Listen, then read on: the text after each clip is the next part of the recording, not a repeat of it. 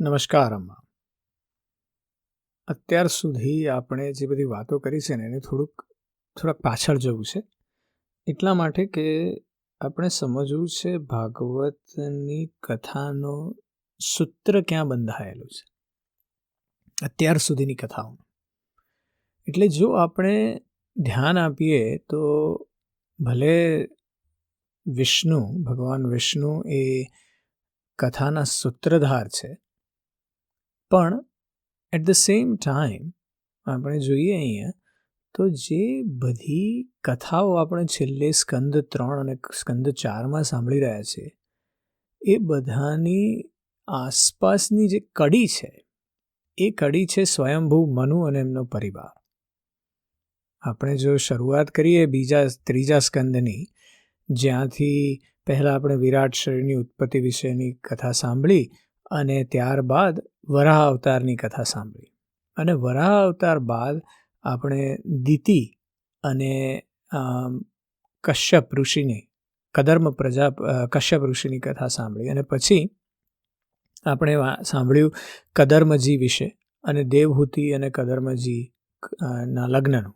હવે દેવહૂતિ એ સ્વયંભૂ મનુના પુત્રી છે, અને એ આપણે સાંભળ્યું ત્યાં કપિલ ભગવાનના જન્મ વિશેની અને એમના ઉપદેશ, સાંખ્ય યોગના ઉપદેશની વાત. ત્યાંથી પાછા આપણે આવ્યા ચોથા અધ્યાયની શરૂઆતમાં, જ્યાં આપણે સ્વયંભૂ મનુની પુત્રીઓના વંશનું વર્ણન સાંભળ્યું, અને ત્યાંથી આપણે દક્ષ પ્રજાપતિ પાસે ગયા. હવે આજે આપણે એ દક્ષ પ્રજાપતિ અને શિવજીની કથા જ્યાં પૂરી કરી, ત્યાંથી નવી કથાનો આરંભ કરવાનો છે. અને નવી કથા જે છે એ ધ્રુવની કથા છે. અને ધ્રુવ કેવી રીતે પાછો પેલા સ્વયંભૂ મનુના પરિવારમાં જોડાયેલો છે એની પહેલાં વાત કરીશું, ને ત્યાંથી ધ્રુવના વનગમનની વાત કરવી છે.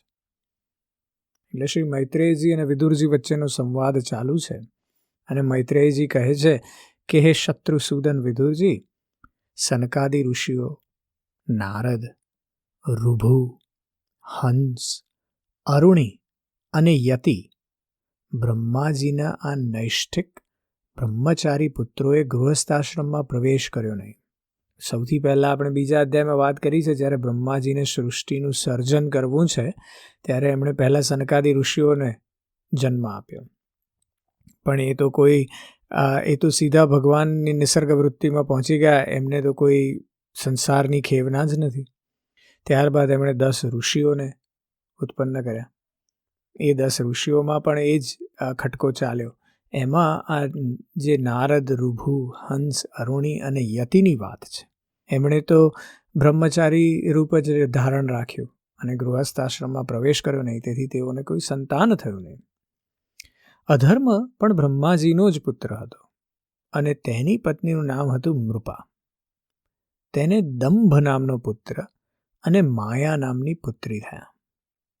તે બંનેને નિરુતિ લઈ ગયો, કારણ કે તેને કોઈ સંતાન ન હતું.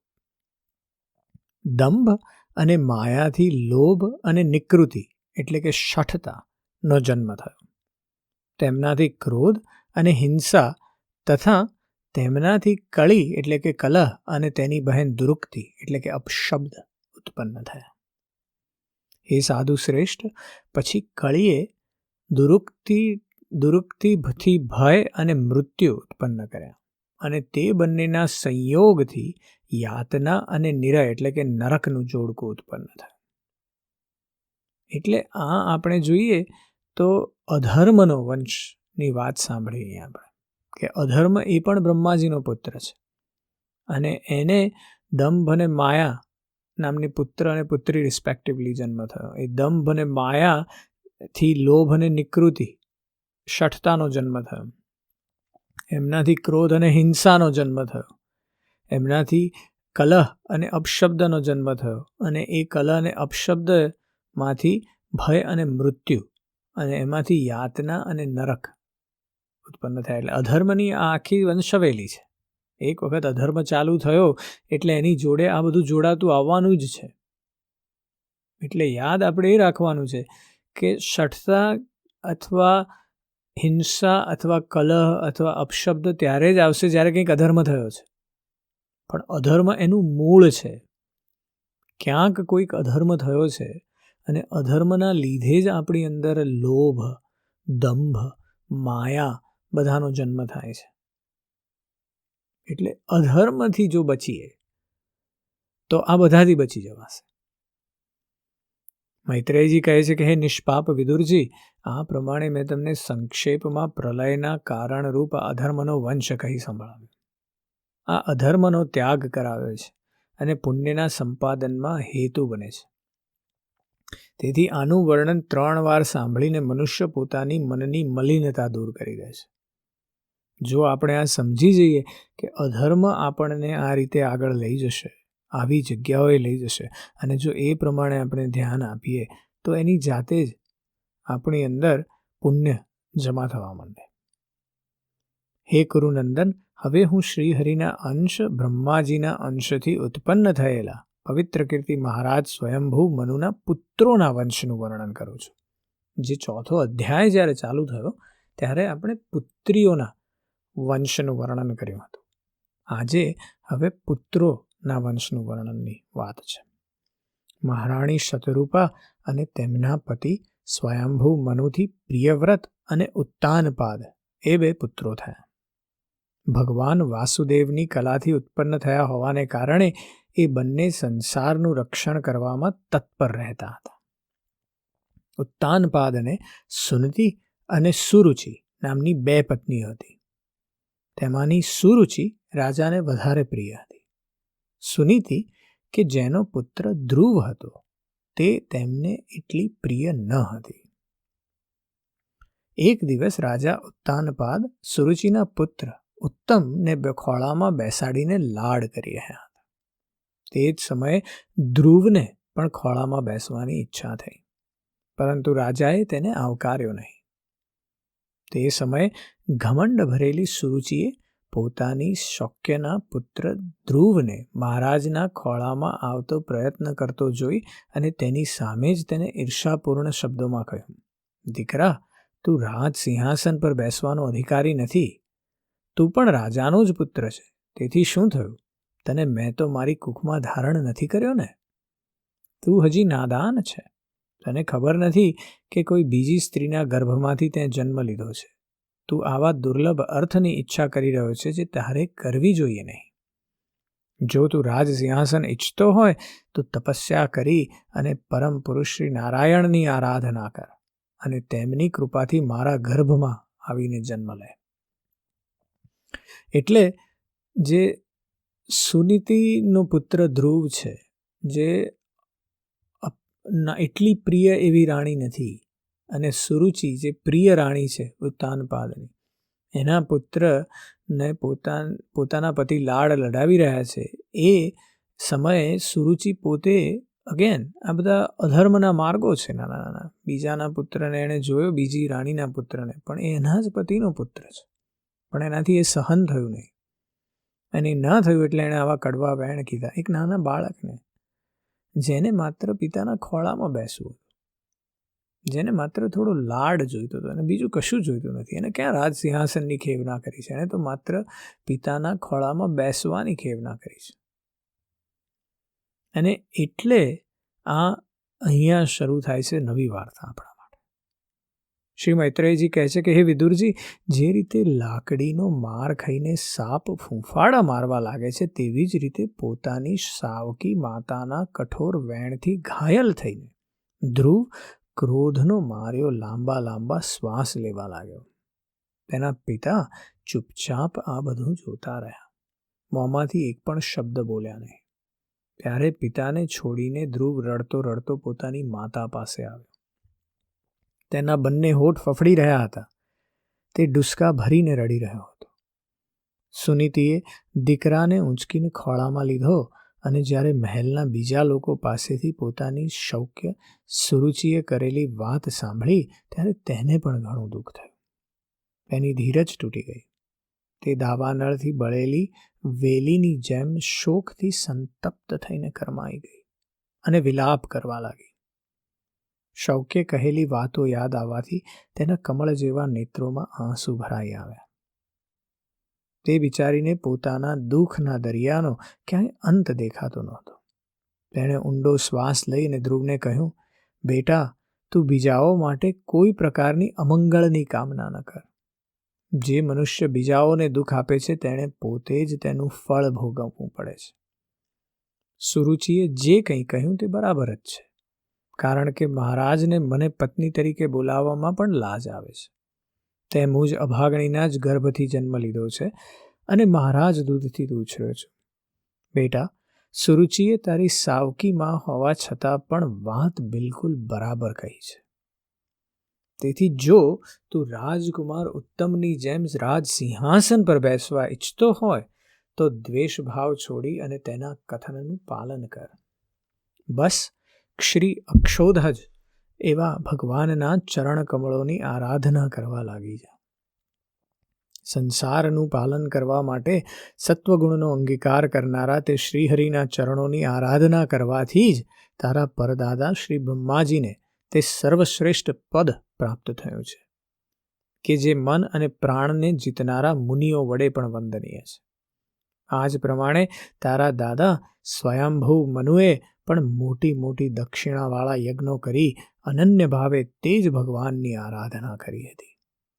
ત્યારે જ તેમને બીજાઓ માટે અતિ દુર્લભ લૌકિક, અલૌકિક અને મોક્ષ સુખની પ્રાપ્તિ થઈ. બેટા, તું પણ તે ભક્તવત્સલ શ્રી ભગવાનનો જ આશ્રય લે. જન્મ મૃત્યુના ચક્રાવાળમાંથી છૂટવા ઈચ્છતા મુમુક્ષુઓ નિરંતર તેમના જ ચરણ કમળોનો માર્ગ ખોળતા રહે છે. તું સ્વધર્મના પાલનથી પવિત્ર થયેલા પોતાના ચિત્તમાં શ્રી પુરુષોત્તમ ભગવાનને બેસાડી લે અને બીજા બધાનું ચિંતન છોડીને કેવળ તેમની જ ભક્તિ કર. બેટા, તે કમલદલ લોચન શ્રીહરિ સિવાય મને તો તારા દુઃખોને દૂર કરનારું અન્ય કોઈ દેખાતું નથી. જો જેમને પ્રસન્ન કરવા માટે બ્રહ્મા વગેરે બીજા બધા દેવતાઓ ખોળતા રહે છે, તે લક્ષ્મીજીના પણ હાથમાં કમળ લઈને નિરંતર તે જ શ્રીહરિને ખોળતા રહે છે. એટલે શ્રી મૈત્રેયજી કહે છે કે માતા સુનીતિએ જે વચન કહ્યા તે અભિષ્ટ વસ્તુની પ્રાપ્તિનો માર્ગ બતાવનારા હતા. તેથી તે સાંભળી અને ધ્રુવે બુદ્ધિ વડે પોતાના ચિત્તનું સમાધાન કર્યું. ત્યારબાદ પોતાના પિતાના નગરમાંથી ચાલી નીકળ્યો.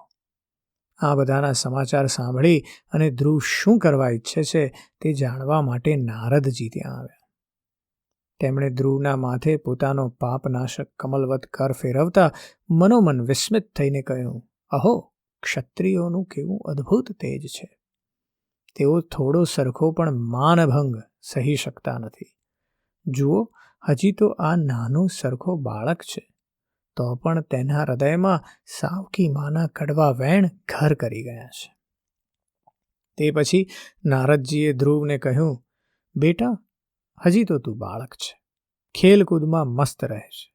અમે નથી સમજતા કે આ ઉંમરમાં કોઈ વાતથી તારું સન્માન કે અપમાન થઈ શકે.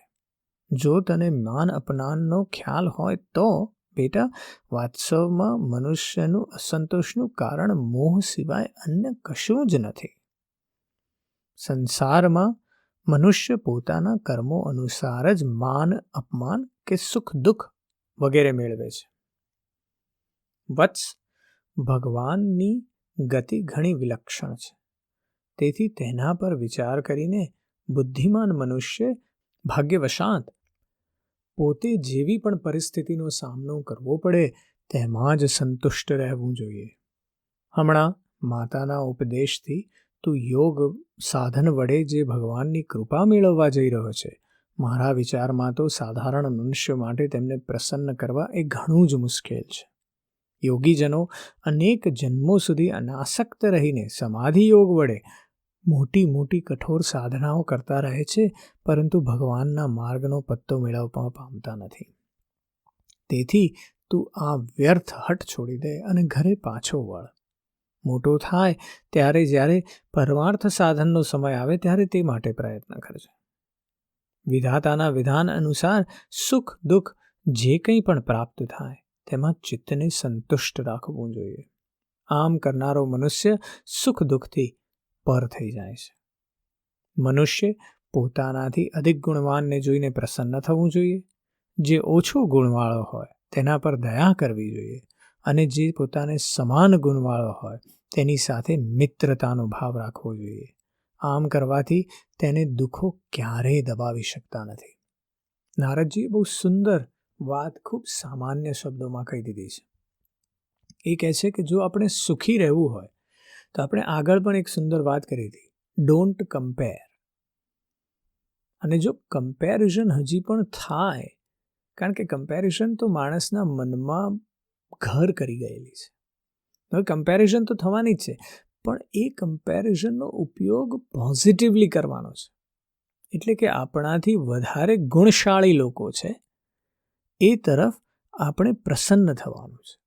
જે આપણાથી ઓછા ગુણશાળી છે તેમની પર દયા કરવાની છે, અને જે આપણાથી સમાન ગુણવાળો છે તેની સાથે મિત્રતાનો ભાવ રાખવાનો છે. અને આ દરેક વસ્તુને પોઝિટિવલી જોઈ શકાય. પણ આપણે શું કરીએ છીએ? આપણે આપણાથી કોઈ વધારે ગુણવાન હોય તો એની તરફ ઈર્ષા કરીએ છીએ. આપણે આપણાથી સમાન ગુણવાળો હોય તો એની તરફ દ્વેષ કરીએ છીએ. અને આપણે આપણાથી ઓછા ગુણવાળો હોય તો એનો ઉપહાસ કરીએ છીએ. અને આ ત્રણેય નેગેટિવ વસ્તુઓ કાઢી નાખવાની છે. કરવાનું છે શું આપણે? તો કે ભાઈ આપણે પ્રસન્નતા દેખાડવાની છે જ્યાં કોઈ આપણાથી વધારે ગુણવાન હોય. જ્યાં ઓછું ગુણવાન છે ત્યાં દયા કરવાની છે, દયા દેખાડવાની છે. અને જ્યાં સમાન ગુણવાન છે ત્યાં મિત્રતા દેખાડવાની છે. એમ જ કરીને આપણે પોતે મજબૂત બનશું. એટલે નારદજીએ ખૂબ સુંદર શબ્દોમાં ધ્રુવને સમજાવ્યું. ધ્રુવ નારદજીની વાત સાંભળી અને ઉત્તર આપે છે. કહે છે કે હે ભગવાન, સુખ દુઃખથી જેમનું ચિત્ત ચંચળ થઈ જાય છે તે લોકો માટે તમે કૃપા કરીને શાંતિનો આ ઘણો સારો ઉપાય બતાવ્યો. પણ મારા જેવા અજ્ઞાનીઓની દ્રષ્ટિ અહીં સુધી પહોંચતી નથી. આ ઉપરાંત મને ભીષણ ક્ષત્રિય સ્વભાવ મળેલો છે. તેથી મારામાં ઘણું કરીને વિનયનો અભાવ છે. સુરુચિએ પોતાના કટુ વચનરૂપી બાણોથી મારું હૃદય ભેદી નાખ્યું છે. તેથી તેમાં તમારો આ ઉપદેશ ઠરવા પામતો નથી. હું તમારો ઉપદેશ સમજી શકું છું, પણ એ સમજીને એની ઉપર એક્ટ નથી કરી શકતો. એટલે અત્યારે આપણે જે વાત કરી એ પ્રમાણે આપણે પણ સમજી શકીએ છીએ કે ભાઈ આપણાથી પેલો વધારે ગુણશાળી હોય તો એની તરફ પ્રસન્નતા દાખવવી જોઈએ. પણ એ કરવું કેવી રીતે? કારણ કે ઈર્ષા જ ઘર કરી ગઈ છે અને એ ઘર તોડી નાખવાનું છે.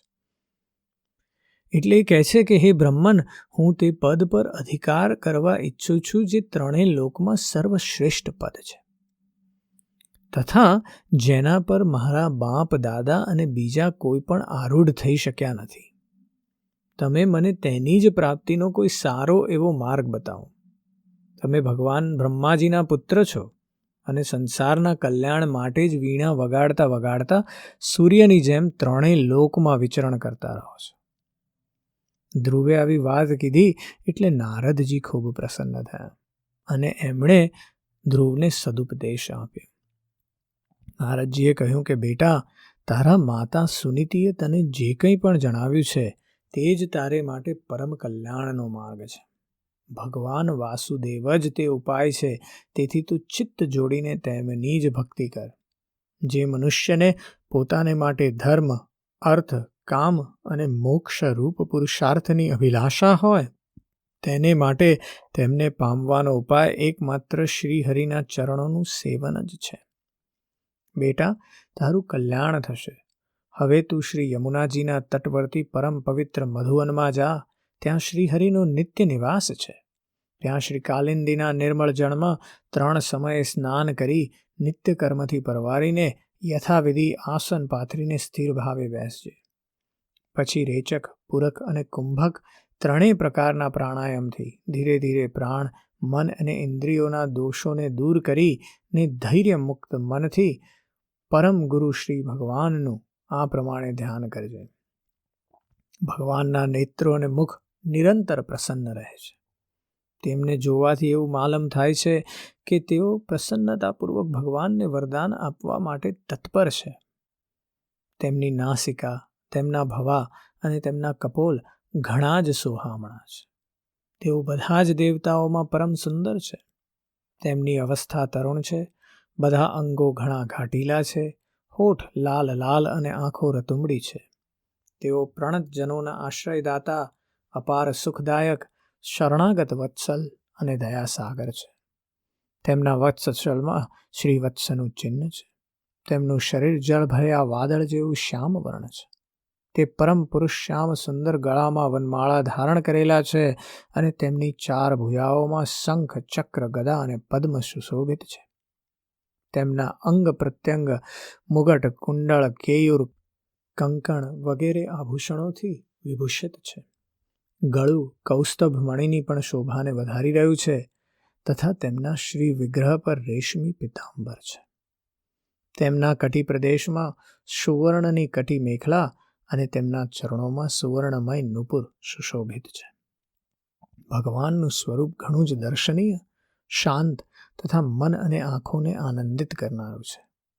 જે લોકો પ્રભુની માનસ પૂજા કરે છે તેમના અંતઃકરણમાં તેઓ હૃદય કમળની કર્ણિકા પર પોતાના નખ મણિમંડિત મનોહર ચરણ કમળોને સ્થાપિત કરીને વિરાજે છે. આ પ્રમાણે ધારણા કરતાં કરતાં જ્યારે ચિત્ત સ્થિર અને એકાગ્ર થઈ જાય ત્યારે તે પરદાયક પ્રભુનું એ પ્રમાણે ધ્યાન કરવું કે તેઓ મારી તરફ અનુરાગભરી દ્રષ્ટિથી નિહાળતા રહીને મંદ મંદ મલકાઈ રહ્યા છે. બહુ જ સુંદર રીતે આપણને નારદજી ફરી વાર સમજાવે છે કે ભગવાનનું ધ્યાન કેવી રીતે કરવાનું છે. આપણે ફોકસ કરવાનું છે. નારદજી કહે છે કે ભગવાનની મંગલમય મૂર્તિનું આ પ્રમાણે નિરંતર ધ્યાન ધરવાથી મન સત્વરે પરમ આનંદમાં ડૂબીને તલ્લીન થઈ જાય છે અને પછી ત્યાંથી પાછું ફરતું નથી. હે રાજકુમાર, આ ધ્યાનની સાથે જ પરમ ગોપનીય મંત્રનો જાપ કરવો જોઈએ તે પણ બતાવું છું. સાંભળ. આ મંત્રનો 7 રાત્રિ જપ કરવાથી મનુષ્ય આકાશ વિહારી સિદ્ધોનું દર્શન કરી શકે છે. એ મંત્ર છે ઓમ નમો ભગવતે વાસુદેવાય. કયા દેશમાં અને કયા કાળમાં કઈ વસ્તુ ઉપયોગી છે એનો વિચાર કરીને બુદ્ધિમાન મનુષ્યએ આ મંત્ર દ્વારા જાત જાતની સામગ્રીઓથી ભગવાનની દ્રવ્યમયી પૂજા કરવી જોઈએ. પ્રભુની પૂજા વિશુદ્ધ જળ, પુષ્પમાળા, વન્યમૂળ, ફળ વગેરે પૂજા માટે વિવિધ દુર્વાકુર, વનમાં જ પ્રાપ્ત થતા વલ્કલ વસ્ત્ર અને તેમની પ્રેયસી તુલસી વડે કરવી જોઈએ. જો શીલા વગેરેની મૂર્તિ મળી શકે નહીં તો પૃથ્વી કે જળ વગેરેમાં જ ભગવાનની પૂજા કરવી જોઈએ. નિત્ય સંચયિત અને મનનશીલ, શાંત અને મૌન રહેવું અને વન્ય ફળ મૂળ વગેરેનો મિતાહાર કરવો. આ સિવાય પુણ્યકીર્તિ શ્રીહરિ પોતાની અનિર્વચનીય માયા વડે પોતાની જ ઈચ્છાથી અવતાર લઈને જે મનોહર ચરિત્રો કરે છે તેમનું મનોમન ચિંતન કરતા રહેવું. પ્રભુની પૂજા માટે જે ઉપચારોનું વિધાન કરવામાં આવ્યું છે તે ઉપચારો મંત્ર મૂર્તિ શ્રીહરિને દ્વાદશાક્ષરી મંત્ર દ્વારા જ અર્પણ કરવા. આ પ્રમાણે જ્યારે હૃદય સ્થિત શ્રીહરિનું પૂજન મન, વાણી અને શરીરથી ભક્તિપૂર્વક પૂજન કરવામાં આવે ત્યારે તેઓ નિષ્કપટ ભાવે સમ્યકપણે ભજન કરનારા પોતાના ભક્તોનો ભાવ વધારી દે છે અને તેમને તેમની ઈચ્છા અનુસાર ધર્મ, અર્થ, કામ અને મોક્ષરૂપ કલ્યાણનું પ્રદાન કરે છે. જો ઉપાસકને ઇન્દ્રિયો સંબંધી ભોગોમાંથી વૈરાગ્ય થઈ ગયો હોય તો તેણે મોક્ષ પ્રાપ્તિ માટે આ અત્યંત ભક્તિપૂર્વક અવિંછનીય નિરંતર ભાવે ભગવાનની ભક્તિ કરવી જોઈએ. શ્રી નારદજી પાસેથી આ પ્રમાણે ઉપદેશ મેળવી અને રાજકુમાર ધ્રુવે પરિક્રમા કરીને તેમને પ્રણામ કર્યા. ત્યારબાદ તેમણે ભગવાનના ચરણ ચિહ્નોથી અંકિત પરમ પવિત્ર મધુવનની યાત્રા કરી. ધ્રુવ તપોવન તરફ ચાલી નીકળ્યો અને એ પછી નારદજી ઉત્તાનપાદના મહેલમાં જઈ પહોંચ્યા. રાજાએ યથોચિત ઉપચારોથી તેમની પૂજા કરી. ત્યારે તેમને આરામથી આસન આપી અને બેસી અને રાજાએ પૂછ્યું. એટલે નારદજીએ એમનું કહ્યું કે હે રાજન, તમારું મુખ શોષાઈ ગયું છે. તમે દીર્ઘકાળથી શો વિચાર કરી રહ્યા છો? તમારે ધર્મ, અર્થ, કામ એ પૈકીમાંથી કોઈની કશી ઉણપ તો નથી આવી ને? રાજાએ કહ્યું કે બ્રહ્મન, હું ઘણો જ નિર્દય છું અને સ્ત્રીને વશ છું. અરે, મેં પોતાના 5 વર્ષના નાના બાળકને તેની માતા સાથે ઘરમાંથી કાઢી મૂક્યો. એ મુનિવર, તે ઘણો જ બુદ્ધિમાન હતો. તેનું કમળ જેવું મુખ ભૂખથી કરમાઈ ગયું હશે. તે થાકીને ક્યાંક રસ્તા પર ઢળી પડ્યો હશે. બ્રહ્મન, તે અસહાય બાળકને વનમાં ક્યાંક વરુ ન ખાઈ જાય. અરે, હું કેવો સ્ત્રીને આધીન છું, મારી કુટિલતા તો જુઓ. તે બાળક પ્રેમવશ મારા ખોળામાં બેસવા ઈચ્છતો હતો, પણ મેં દુષ્ટે તેનો સહેજ પણ આદર કર્યો નહીં. નારદજીએ એટલે એને કીધું કે હે રાજન, તમે પોતાના બાળકની ચિંતા ન કરો, તેનો રક્ષક ભગવાન છે. તમને તેના પ્રભાવની જાણ નથી. તેનો યશ સમસ્ત જગતમાં ફેલાઈ રહ્યો છે. તે બાળક ઘણો સમર્થ છે. જે કામ મોટા મોટા લોકપાલો કરી શક્યા નથી, તેને પૂરું કરીને તે સત્વરે તમારી પાસે પાછો આવી જશે, જેને કારણે તમારો પણ યશ ઘણો વધશે. આ સમયે શ્રી મૈત્રેયજી કહે છે વિદુરજીને કે દેવર્ષિ નારદની વાત સાંભળી અને મહારાજ ઉત્તાનપાદ રાજપટ પર ઉદાસીન થઈને નિરંતર પુત્રની જ ચિંતા કરતા રહેતા હતા. આ બાજુ ધ્રુવજીએ મધુવનમાં જઈ પહોંચી અને યમુનાજીમાં સ્નાન કર્યું અને તે રાત્રે પવિત્રતાપૂર્વક ઉપવાસ કરી અને શ્રી નારદજીના ઉપદેશ અનુસાર એકાગ્ર ચિત્તે પરમ પુરુષ શ્રી નારાયણની ઉપાસનાનો આરંભ કરી દીધો. તેમણે 3 રાત્રિઓના અંતરે શરીર નિર્વાહ માટે કેવળ કોઠું અને બોરના ફળ ખાઈને શ્રીહરિની ઉપાસના કરતાં કરતાં 1 મહિનો વિતાવ્યો. બીજા મહિનામાં તેમણે 6 દિવસો પછી સૂકું ઘાસ અને પાંદડા ખાઈને ભગવાનનું ભજન કર્યું. ત્રીજો મહિનો 9 દિવસો પછી કેવળ પાણી પીને સમાધિ યોગ વડે શ્રીહરિની આરાધના કરતા રહીને વિતાવ્યો. ચોથા મહિનામાં તેમણે શ્વાસને જીતીને 12 દિવસો પછી કેવળ વાયુ પીને ધ્યાન યોગ વડે ભગવાનની આરાધના કરી. 5મો મહિનો શરૂ થતાં રાજકુમાર ધ્રુવ શ્વાસને જીતીને પરબ્રહ્મનું ચિંતન કરતા રહીને એક પગ પર થાંભલાની જેમ નિશ્ચળ ભાવે ઊભા રહેવા લાગ્યા.